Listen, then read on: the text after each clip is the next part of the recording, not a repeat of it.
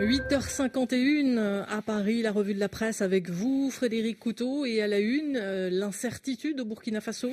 Oui, des tirs d'armes qui crépitent donc hier matin dans divers camps militaires de Ouagadougou ainsi que dans la ville de Kaya, dans le centre-nord du pays. Des populations terrées chez elles, coup d'État ou bien mouvement d'humeur de l'armée. Selon plusieurs sources ce matin, on l'a entendu, les militaires auraient donc maintenu leur emprise et le président Kaboré aurait même été arrêté.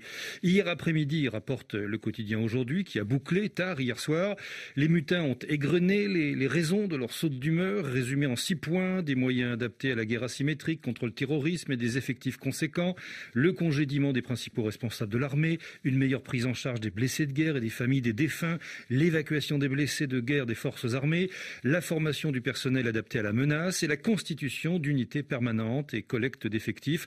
6 injonctions de mutins militaires qui sont autant de coups de semonce, relève encore aujourd'hui, pour signifier une césure avec certains de leur hiérarchie, mais surtout un avertissement à grand bruit pour attirer l'attention sur le fait que eux, les hommes du rang, ne sont plus prêts à aller au casse-pipe terroriste sans être dotés d'un certain matériel et viatique nécessaire. L'observateur Palga écrivait donc qu'il faut espérer que les tractations engagées entre les syndicalistes en treillis et les responsables politiques et militaires vont permettre de circonscrire ce départ de feu. Kaki. Un départ de feu qui pourrait très vite prendre des proportions incontrôlables si on y prend garde. Passe encore que ce soit pour des raisons corporatistes, mais si c'est pour faire libérer des prisonniers, comme on l'a entendu, encore moins pour perpétrer un pronunciamento, ce serait incompréhensible, affirme le journal, et même suicidaire pour le pays. Nous ne cesserons de le dire, martèle l'observateur Palga.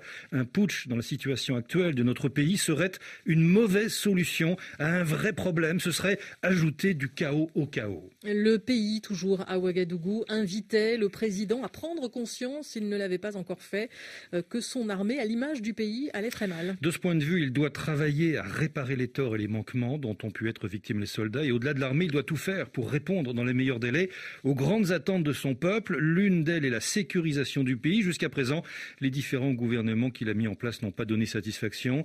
À cette gangrène s'ajoute une autre, celle de la corruption. Ces cancers ont probablement suscité d'énormes frustrations et d'énormes déceptions qui pourraient faire le lit d'actes susceptibles de plonger le pays dans le chaos total. Et ce n'est pas forcément en réduisant systématiquement l'accès aux réseaux sociaux et en interdisant de manière récurrente les marches qu'il peut faire baisser la tension, car ce serait casser le thermomètre pour faire baisser la fièvre. Et maintenant, s'interroge Wakat Serra. Quelle sera la suite de cette nouvelle difficulté que doit gérer le Burkina Faso, en plus des attaques armées de terroristes et autres bandits qui l'endeuillent sans cesse?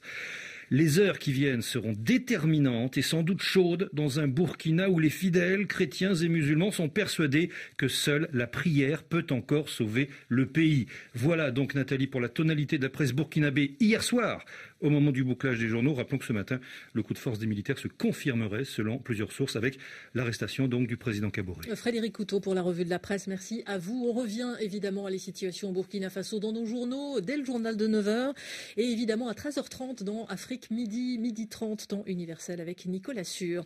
À Paris, il est 9h moins 5.